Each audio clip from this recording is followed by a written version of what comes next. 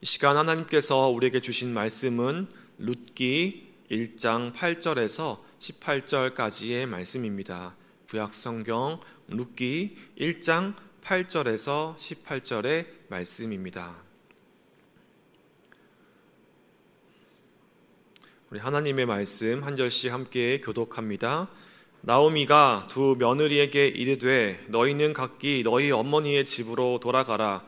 너희가 죽은 자들과 나를 선대한 것 같이 여호와께서 너희를 선대하시기를 원하며 여호와께서 너희에게 허락하사 남편의 집에서 위로를 받게 하시기를 원하노라 하고 그들에게 입맞춤에 그들이 소리를 높여 울며 나오미에게 이르되 아니니이다. 우리는 어머니와 함께 어머니의 백성에게로 돌아가겠나이다 하는지라. 이르되 내 딸들아 돌아가라. 너희가 어찌 나와 함께 가려느냐. 내 대중에 너희의 남편 된 아들들이 아직 있느냐. 내 딸들아 되돌아가라. 나는 늙었으니 남편을 두지 못할지라. 가령 내가 소망이 있다고 말한다든지 오늘 밤에 남편을 두어 아들들을 낳는다 하더라도 너희가 어찌 그들이 자라기를 기다리겠으며 어찌 남편 없이 지내겠다고 결심하겠느냐. 내 딸들아 그렇지 아니하리이다. 여호와의 손이 나를 치셨으므로 나는 너희로 말미암아 더욱 마음이 아프도다 하매 그들이 소리를 높여 다시 울더니 오르바는 그의 시어머니에게 입 맞추되 룻은 그를 붙쫓았더라. 보라 내 동서는 그의 백성과 그의 신들에게로 돌아가나니 너도 너의 동서를 따라 돌아가라 하니 룻이 이르되 내게 어머니를 떠나며 어머니를 따르지 말고 돌아가라 강권하지 마옵소서. 어머니께서 가시는 곳에 나도 가고 어머니께서 머무시는 곳에서 나도 머물겠나이다. 어머니의 백성이 나의 백성이 되고 어머니의 하나님이 나의 하나님이 되시리니 죽으시는 곳에서 나도 죽어 거기 묻힐 것이라. 만일 내가 죽는 일 외에 어머니를 떠나면 여호와께서 내게 벌을 내리시고 더 내리시길 원하나이다. 함께 읽습니다. 나오미가 룻이 자기와 함께 가기로 굳게 결심함을 보고 그에게 말하기를 그치니라. 아멘. 이 시간 좋으신 주님의 은혜와 평강이 우리 모두에게 임하길 간절히 소망합니다. 우리 옆에 계신 분들과 한 번 더 인사할 때 참 잘 오셨습니다. 오늘 주님께서 큰 은혜 내려주실 겁니다. 이렇게 인사해 보겠습니다. 참 잘 오셨습니다. 오늘 주님께서 큰 은혜 내려주실 것입니다. 매주 그렇게 지나가는 이 한 시간의 예배 시간이지만 우리 살아계신 하나님께서 오늘 우리 각 사람 각 심령 가운데 또 필요한 말씀으로 또 필요한 은혜로 그렇게 허락하여 주실 줄 믿습니다. 우리 계속해서 성경에 유명한 여성 인물들을 살펴보고 있습니다. 이렇게 여성 인물들을 살펴보는 것은 이 성경에 기록되어 있는 여성 인물들이 우리가 생각하는 것보다 훨씬 더 또 중요하고 또 큰 일을 해냈고 또 성경 내에서도 아주 소중한 그러한 위치를 하고 있다는 것을 한 번 더 상기하기 위함입니다. 오늘 말씀 이 룻기를 통해서도 확인하게 될 것이 바로 그러합니다. 룻기서를 보면 룻기서 앞 뒤에 어떤 성경이 있는지 볼 수 있는데요. 바로 사사기와 그리고 뒤에 이어지는 사무엘 상하입니다. 룻기는 그 사이에 위치하고 있습니다. 앞에 사사기는 어떤 시대입니까? 왕이 없는 시대. 그래서 제 멋대로 왕이 없어서 자기 눈에 오른 소견대로 행하던 그러한 혼란의 시대입니다. 그리고 이어지는 사무엘 상하는 사무엘 이후에 사울이 등장하고 또 본격적인 왕정이 열리는 그러한 시대를 기록하고 있습니다. 그러니까 룻기는 사사시대에서 그 왕정시대로 넘어가는 그 사이에 위치하고 있는 셈입니다. 한 시대에서 한 시대가 넘어가는 그 시대의 중간 문턱에 왕도 아니고 예언자도 아니고 이방 여인의 이야기가 자리하고 있는 셈입니다. 지금까지 살펴보았던 여성 인물들 가운데 미리암을 한번 기억해 보면요. 미리암은 애굽에서 노예살이가 끝나고 탈출하여서 광야 시대로 넘어가던, 그러니까 노예 시대에서 광야 시대로 넘어가던 그 문턱에 미리암이 있었습니다. 홍해를 건넌 직후 소고를 들고 노래하면서 백성을 이끌었습니다. 그렇게 광야의 시대의 첫 문을 미리암이 열었던 겁니다. 그리고 그 광야의 시대가 끝나고 이제 가나안 땅으로 들어가게 될 때 그 문턱 가운데 어떤 인물이 있었냐면 바로 라합이 있었습니다. 자신의 목숨을 걸고 정탐꾼을 숨겨준 여인 바로 라합입니다. 그리고 오늘 나눈 룻은 사사시대가 끝나고 왕정시대, 왕의 시대가 열리는 그 문턱에 등장하고 있습니다. 이렇게 한 시대에서 다른 한 시대로 바뀌는 그 중차한 곳에 성경은 여성 인물들을 통해서 이야기를 이어가고 있습니다. 간혹 룻의 이야기를 우리는 어떤 한편의 로맨스 작품처럼, 또는 가난한 이방 여인이 마음씨 좋은 부자 남편 보아스를 만나서 새로운 인생을 살게 되는 그런 식의 이야기로 이 룻기를 이야기하곤 합니다. 그러나 성경에 위치한, 자리에 위치한 그 위치상으로만 보아도 이 룻의 이야기는 상당히 중요한 역할을 하는 성경 대목임을 우리가 알 수 있습니다. 오늘은 우리에게 이 익숙한 룻의 이야기를 우리가 다시 한번 살펴보려고 합니다. 이야기는 사사시대에서부터 시작합니다. 왕도 없고 질서도 흔들리던 그 시절 가운데 설상가상으로 흉년까지 들었습니다. 베들레헴에 살던 엘리멜렉이라는 사람은 결국 아내 나오미와 그리고 두 아들을 데리고 모압 땅, 그러니까 이방 땅으로 향하게 됩니다. 베들레헴이라고 하는 이름은 떡집이라고 하는 뜻을 갖고 있죠. 그런데 그 떡집이라고 하는 곳에 떡이 떨어져서, 사람들이 먹을 것이 떨어져서 먹을 것을 찾아 이방 땅으로 나서야 되는 그러한 상황이었던 겁니다. 그런데 그 낯선 땅에서 이 집안의 불행이 더 깊게 찾아옵니다. 먼저 가장인 엘리멜렉이 죽게 되고요. 그리고 두 아들은 모압 땅에서 모압 여인과 결혼해서 10년쯤을 살았는데 그 두 아들마저 목숨을 잃게 됩니다. 이제 남은 사람은 누가 있습니까? 바로 나이가 많은 어머니 나오미와 그리고 두 며느리인 오르바와 룻, 이렇게 세 사람입니다. 남편을 잃은 세 명의 과부입니다. 당시 시대에서 오늘날도 마찬가지지만 이 남편도 없이 또 아들도 없이 살아가야 한다는 이 여인의 처지는 말로 다 할 수 없는 비참한 현실입니다. 외롭게 살아가야 한다는 슬픔의 문제가 아니라 생존의 문제입니다. 훗날 고향에 돌아온 나오미는요, 사람들에게 자신의 이름 나오미라고 하지 말고 마라라고 불러라, 그렇게 이야기합니다. 나오미는 기쁨이라는 뜻이고 마라는 쓰다라고 하는 의미이죠. 자신의 인생에서 이제 기쁨은 다 사라졌고 쓴맛만 남았으니 이제 나를 말하라, 그렇게 불러달라는 나오미의 이야기입니다. 지나온 그 세월의 고통이 다 담겨있는 표현이죠. 그 절망의 한복판에서 나오미는 결심을 하게 됩니다. 고향 베들레헴에 다시 양식이 생겼다는 소식을 들었던 거죠. 그래서 그 소식을 듣고 다시 베들레헴으로 돌아가야겠다, 그러한 결단을 합니다. 처음에는 두 며느리도 함께 길을 나섰습니다. 그런데 길을 가던 나오미가 이제 걸음을 멈추고 며느리들을 돌려보내려고 합니다. 오늘 본문 8절 말씀인데요, 우리 8절 말씀을 세번역 성경으로 함께 읽어보겠습니다. 길을 가다가 나오미가 두 며느리에게 말하였다. 제각기 친정으로 돌아가거라. 너희가 죽은 너희의 남편들과 나를 한결같이 사랑하여 주었으니 주님께서도 너희에게 그렇게 해주시기를 빈다. 아멘. 언뜻 보면 이제 돌아가라, 이제 너희가 필요 없으니 돌아가라 라고 하는 매정한 말처럼 들립니다. 그런데 이 말은 우리가 잘 알다시피 매정한 말이 아니라 그 절망적인 상황에서 나오는 그러한 말인 거죠. 이어지는 나오미의 말을 들어보면 그 진심이 보입니다. 자기에게는 이제 며느리들에게 줄 아들도 없고 어떠한 며느리들에게 더 이상 득이 될 만한 어떠한 상황을 본인이 줄 수 없다라고 하는 그러한 사람 말입니다. 설령 지금 이 나오미가 아들을 낳는다고 해도 그 아이가 자랄 때까지 며느리들이 기다릴 수 없다는 것, 그러니 내가 해줄 것이 아무것도 없다는 그러한 말입니다. 그러니 더 이상 나와 함께 미래를 그렇게 망치지 말고 나를 붙들고 망하지 말고 너희 살 길을 각자 잘 찾아 나서라고 하는 그러한 진심 어린 말입니다. 그런데 나오미의 거듭된 만류 앞에서 이 두 며느리는요, 같은 선택을 하지 않습니다. 오르바는 나오미에게 입을 맞추고 작별한 뒤 고향으로 돌아가지만 룻은 나오미를 떠나지 않습니다. 성경은 14절 말씀에서 이를 붙쫓았더라 라고 표현합니다. 세번역 성경은 그러나 룻은 오히려 시어머니 곁에 더 달라붙었다 라고 번역합니다. 그러니까 룻이 그렇게 떠나라고 하는 그 나오미 옆에 더 찰싹 달라붙어서 떨어지지 않았다는 겁니다.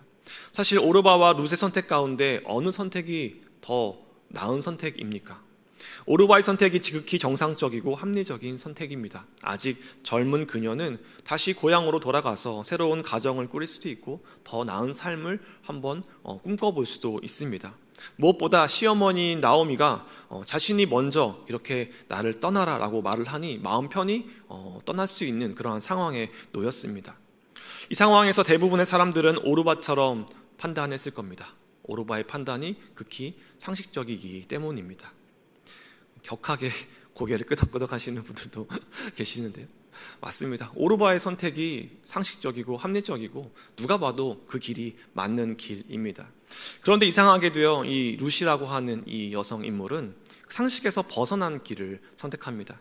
시어머니와 함께 베들레헴으로 나도 가겠다라고 하는 겁니다. 베들레헴으로 가겠다라고 하는 것은 어떤 뜻입니까? 내가 이제 남의 땅에 가겠다. 그래서 그 남의 땅에서 이방 여인으로 살아가겠다. 그것도 남편도 없는 이방 여인 과부로 살아가겠다라고 하는 것을 뜻합니다. 베들레헴으로 간다 한들 거기서 살아남는 뾰족한 수가 있었던 것도 아닙니다. 아무것도 보장되지 않는 그 상황 속에서 나이 많은 시어머니를 붙들고 가겠다는 매우 무모한 선택이 아닐 수 없는 겁니다. 그러자 나오미는 마지막으로 한 번 더 설득합니다. 15절 말씀을 보면 너의 동서도 자신의 결례와 신에게 돌아갔으니 너도 이제 그 뒤를 따라가야 한다고 말합니다. 그러나 이미 마음속에 결단을 내린 룻은 단호하게 이야기합니다. 그렇게 우리가 잘 알고 있는 유명한 구절이 등장하게 되는데요. 우리 1장 16절과 17절의 말씀을 세번역 성경으로 한번 다시 읽어보겠습니다. 그러자 룻이 대답하였다. 나더러 어머님 곁을 떠나가거나 어머님을 뒤따르지 말고 돌아가라고는 강요하지 마십시오. 가시는 곳에 나도 가고 어머님이 머무시는 곳에 나도 머물겠습니다. 어머님의 결례가 내 결례이고 어머님의 하나님이 내 하나님입니다. 어머님이 숨을 거두시는 곳에서 나도 죽고 그곳에 나도 묻히겠습니다. 죽음이 어머님과 나를 떼어놓기 전에 내가 어머님을 떠난다면 주님께서 나에게 벌을 내리시고 또 더 내리신다 하여도 달게 받겠습니다. 아멘. 이렇게 룻은요, 자신의 고향을 포기하고 자기가 알던 그 신마저 버리고 낯선 하나님, 여호와 하나님을 자신의 하나님으로 부르는 결단을 합니다. 룻은 왜 이런 결정을 했을까요? 어떻게 이렇게 무모한 선택을 할 수 있었을까요? 혹자는 룻이 원래 마음씨가 착하고 고운 사람이어서 그런 것이 아니냐라고 이야기합니다. 원래 룻은 착한 사람이니까 시어머니를 떠나지 않고 시어머니와 함께 그 길을 향했다라고 하는 겁니다. 그런데 그렇게 룻의 이야기를 우리가 해석하게 되면 그 이야기는 그저 성품 착한 이방 여인의 미담 정도로 이 룻기의 말씀이 끝나게 됩니다. 그러나 성경 말씀은요, 룻이 착해서 그랬다 그렇게 이야기하지 않습니다. 이 룻의 행동에 다른 이름을 붙여 놓는데요, 바로 히브리어로 헤세드라고 하는 말입니다. 나오미가 며느리들을 축복하면서 너희가 나를 한결같이 사랑하여 주었다라고 한 말, 여기에 쓰인 그 단어가 바로 헤세드입니다. 헤세드는 본래 하나님을 가리키는 말입니다. 출애굽기 34장에서 하나님이 모세 앞을 지나시며 자신이 어떤 분이신지를 직접 선포하시는 장면이 있습니다. 우리 출애굽기 34장 6절의 말씀, 우리 세번역 성경으로 함께 읽어보겠습니다. 주님께서 모세의 앞으로 지나가시면서 선포하셨다.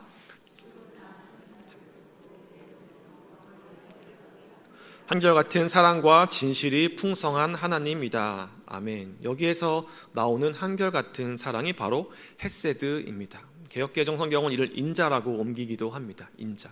시편에서 자주 등장하는 그 시편의 후렴구에 자주 등장하는 그의 인자심이 영원함이로다라고 할 때 그 인자가 바로 헤세드입니다.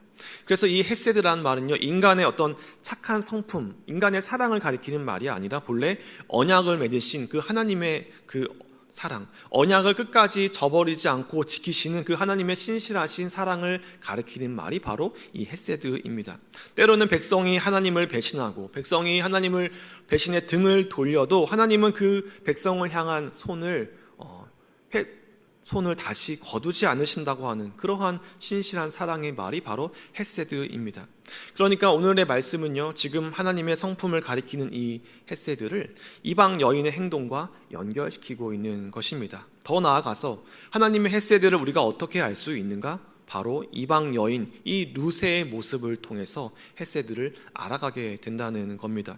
하나님을 잘 알지 못하는 이방 여인, 그러나 그 낯선 하나님께 자신의 남은 삶을 모두 맡기기로 시작했던 그 여인, 그 사람 가운데 하나님의 헤세드가 담겨 있는 것입니다. 곧 룻을 들여다보면 하나님이 우리를 어떻게 사랑하시는지 그것이 자세하게 보인다는 말씀입니다. 먼저 룻이 처한 상황을 살펴보면요, 그녀는 이러한 상황 가운데 놓여져 있습니다. 그녀에게 돌아올 것이라고는 기대할 만한 게 하나도 없는 그러한 형편입니다. 나오미에게는 룻에게 줄 수 있는 그 어떤 것도 없었습니다. 아무것도 없었습니다. 새 남편이 되어줄 아들도 없었고요, 물려줄 재산도 없었고 약속할 미래도 없었습니다. 나오미 본인이 그렇게 말하기도 했습니다. 또한 룻이 붙든 대상은 누구입니까? 바로 나오미. 다시 얘기하면 힘 있는 사람이 아니라 늙고 가난한 과부입니다. 룻이 붙들었던 사람은 바로 그러한 사람입니다. 자기 앞가림하기에도 급급한 처지였습니다. 룻의 입장에서 조금도 덕을 볼 것이 없는 그러한 사람이었던 겁니다. 사람들은 대개 자기에게 어떤 덕을 줄 수 있는 사람, 나에게 어떤 유익을 줄 수 있는 사람 옆에 오래 남고자 하지, 자신에게 오히려 짐이 되고자 하는 사람 옆에 오래 남으려고 하지 않습니다. 그러나 룻은 나오미 곁에 끝까지 남았던 것입니다. 이 헤세드 사랑은 받을 것이 있어서, 내가 누군가에게 받을 것이 있어서 베푸는 사랑이 아닌 겁니다. 받을 것이 없는데도 끝까지 놓지 않는 사랑이 바로 헤세드입니다.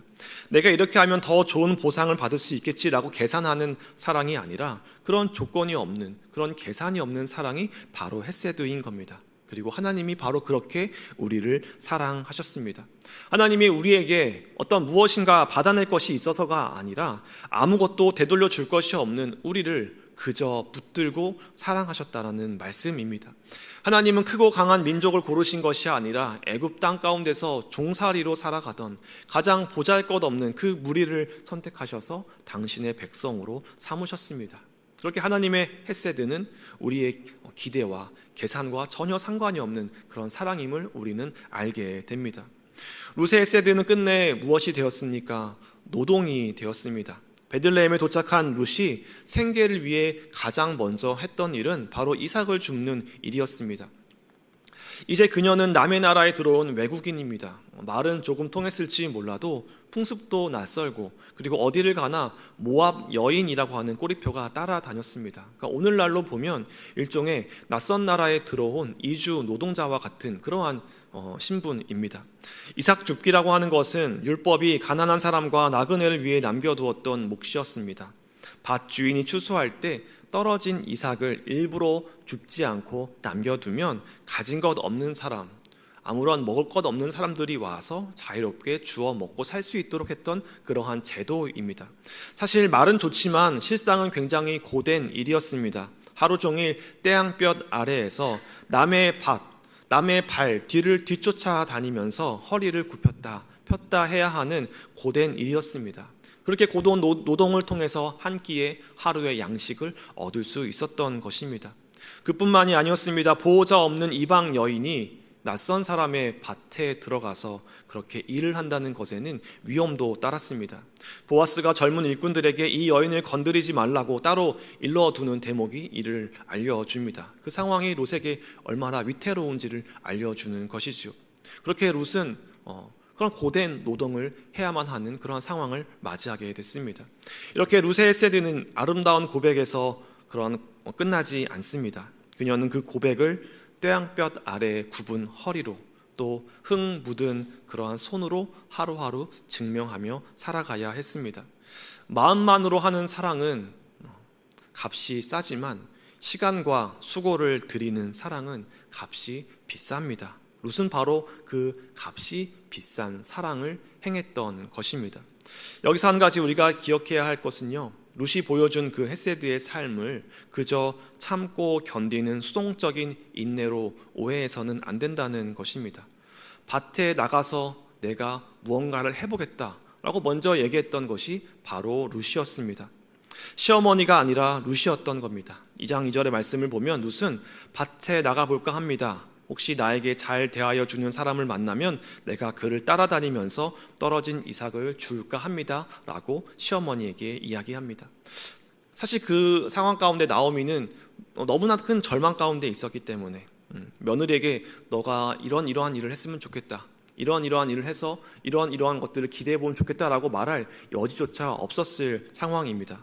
그런데 그때 먼저 자리에서 일어나서 밭으로 나간 것이 바로 룻입니다. 그녀는 자신의 처지에 주저하지 않고 위협을 무릅쓰고 또 고된 노동을 무릅쓰고 낯선 밭으로 살 길을 찾아 나섰습니다. 세상은 오래도록 이렇게 말했습니다. 여성들에게 참고 견디는 것을 미덕이라고, 그렇게 그저 가만히 어떤 현실이 닥치든지 참고 견디는 것이 옳은 것이라고 가르치곤 했습니다. 그러나 룻이 보여준 룻의 헤세드는 그런 것이 아니었습니다. 그저 수동적으로 참고 견디고 가만히 있는 것이 아니라 사랑하기로 한 사람을 끝까지 내가 책임지고 지켜내기 위하여서 자신이 할 수 있는 모든 것을, 자신이 쏟을 수 있는 모든 지혜와 힘을 다하는 그러한 사랑이었던 것입니다. 그런데 룻이 이렇게 이삭을 줄 수 있었던 것은요, 사실 그 밭이 그냥 있던 밭이 아니었기 때문에 그렇습니다. 무슨 말이냐면 그 밭은 그냥 있던 것이 아니라 율법의 말씀을 통해서 이미 준비되었던 밭이라는 겁니다. 율법은 밭을 가진 이들에게 추수할 때 떨어진 이삭을 다시 줍지 말고 밭 모퉁이까지 다 거두지 말고 나그네와 과부와 고아를 위하여서 그 몫을 남겨두라고 말씀합니다. 명령하는 거죠. 그러한 이유가 신명기 24장 22절에서 기록되고 있는데요. 우리 신명기 말씀도 함께 읽어보겠습니다. 너는 애굽 땅에서 종 되었던 것을 기억하라. 이러므로 내가 내게 이 일을 행하라 명령하노라. 아멘. 너희도 한때 땅의 나그네였고 그때 내가 너희를 먼저 건져냈으니 너희 밭에 들어온 그 나그네를 잘 대하라라고 하는 그러한 말씀입니다. 그러니까 룻이 우연히 이 밭에 들어왔다 생각하였지만 하나님은 벌써 오래전부터 나그네의 밭에, 나그네의 몫을 그 밭 가운데에 남겨두었던 것입니다. 룻은 몰랐지만 그 밭에는 하나님의 뜻으로 남겨놓은 룻의 몫이 이미 있었던 것입니다. 룻기에서는 이런 특징이 있는데요. 하나님이 무언가를 하셨다라고 하는, 하나님이 주체가 되는, 주어가 되는 그러한 말씀 구절들이 잘 등장하지 않습니다. 거의 손꼽을 정도로 등장하는데요. 백성에게 양식을 주신 일이나 또 마지막 부에 이르러서 룻에게 아이를 주신 일, 이 두 정도의 구절만 하나님이 주체로 등장하고 나머지는 하나님이 전면에 등장하지 않습니다. 시어머니를 끝까지 붙들었던 룻의 손, 또 태양볕 아래 이삭을 열심히 주었던 룻의 손. 하나님의 헤세드가 어디 있느냐라고 물어본다면 룻기는 하늘을 가리키지 않고 바로 사람을 가리키고 사람의 손을 가리키는 것입니다. 룻은 오늘 우리가 알고 있는 이러한 결말을 전혀 예상하지 못했습니다. 계산하지도 않았습니다. 나오미를 따라 나설 때 자기의 앞날이 어떻게 될지 몰랐습니다. 보아스라고 하는 남자도 알지 못했습니다. 그저 자신에게 득될 것 없는 그 시어머니 곁에 머물렀을 뿐입니다. 그런데 아무 보장 없이 내민 그 룻의 신실함을 하나님은 외면하지 않으십니다. 룻이 나오미에게 헤세드를 베풀었듯이 하나님 역시 룻에게 하나님의 헤세드를 베푸셨던 것입니다. 그렇게 룻은 보아스를 만나 가정을 이루고 또 아들을 낳습니다. 아기의 이름이 무엇인가요? 바로 오벳입니다. 오벳은 섬기다라는 뜻을 가지고 있죠. 그리고 그 오벳이 이새의 아버지가 되었고 또 이새는 다윗의 아버지가 됩니다. 성경의 말씀은 왕들의 역사가 시작하는 그 길목에서 성을 무너뜨린 장수의 이야기나 또 전쟁에서 이긴 그러한 승리의 이야기가 아니라 남의 밭에서 허리를 굽혀서 일하고 있던 그 땀 흘리던 한 여인의 이야기를 자리에 놓습니다. 이스라엘의 그 왕정의 시대를 여는 그 문턱에서 요단강을 건너온 모압 여인 그 한 명이 서서 하나님의 헤세드를 우리에게 들려주고 있는 그러한 말씀입니다.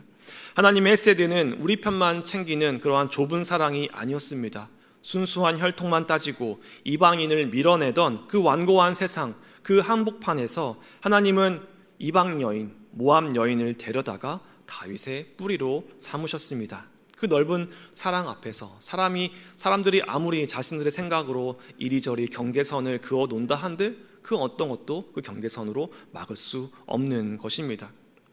룻에게 이스라엘의 하나님은 분명히 낯선 하나님이었습니다. 그녀는 말씀도 잘 몰랐을 거고요. 하나님의 약속을 받은 것도 아닙니다. 하나님의 음성을 들은 것도 아닙니다. 시어머니의 곁을 떠나지 말아라, 베들레헴으로 다시 가라라고 하는 그런 하나님의 명령도 들은 것이 아니었습니다.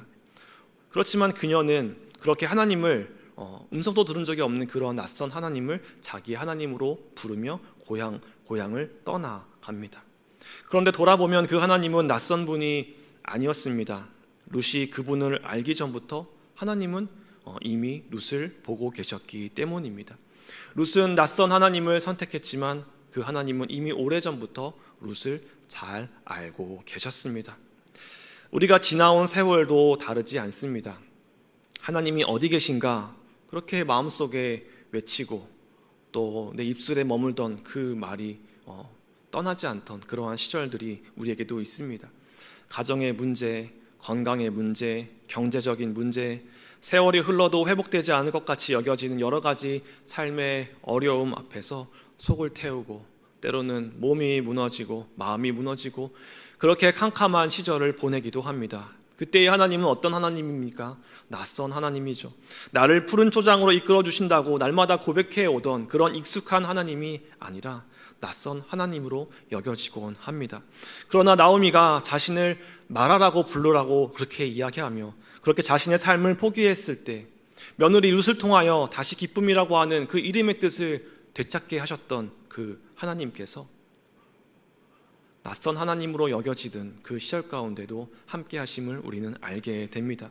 시절이 지나고 나면 하나님의 손길이 닿지 않은 순간이 없었음을 우리는 다시 고백하게 되는 것입니다. 그 하나님, 우리를 한 번도 떠나지 않으셨던 하나님, 그리고 우리를 버리지 않으시는 그 하나님을 다시 고백하게 되는 것입니다. 사랑하는 우리 성도 여러분 가운데는 이미 룻처럼 삶을 살아오신 분들이 많이 계신 줄 압니다. 아무도 알아주지 않는 그 자리를 오랫동안 묵묵히 지키면서 사랑과 헌신의 삶을 살아오셨던 성도님들이 많이 계신 줄 압니다. 세상과 사람들은 그 수고를 당연하게 여기고 때로는 그 수고가 어리석다라고 말하기까지 합니다. 그러나 대가를 바라지 않고 그렇게 내밀었던 나의 사랑, 그렇게 무언가를 기대하지 않고 끝까지 지켰던 그 자리, 그 사랑의 신실함을 우리 하나님은 결코 잊지 않으실 겁니다. 룻의 이름을 기억하시고 그 삶을 다윗의 뿌리로 삼으셨던 하나님이 오늘 우리의 수고와 섬김과 헌신도 똑같이 기억하고 계신 줄 믿습니다. 그러니 우리도 이제 룻과 같은 그러한 헤세드의 삶으로 나아가길 간절히 소망합니다. 룻은 낯선 하나님을 선택하였지만 우리는 룻이 잘 알지 못하는 그 하나님을 이미 잘 알고 있습니다. 나를 한 번도 떠나지 않으시고 나를 한 번도 버리신 적이 없는 그 하나님, 그 신실하신 하나님을 우리는 이미 잘 알고 있습니다. 그러니 우리가 받은 그 헤세드를 가지고 이웃과 세상을 향하여서 헤세드의 삶으로 나아가야 할 줄 믿습니다. 그 복된 삶의 여정 걸어가시는 우리 모든 성도님들 되시기를 간절히 소망합니다.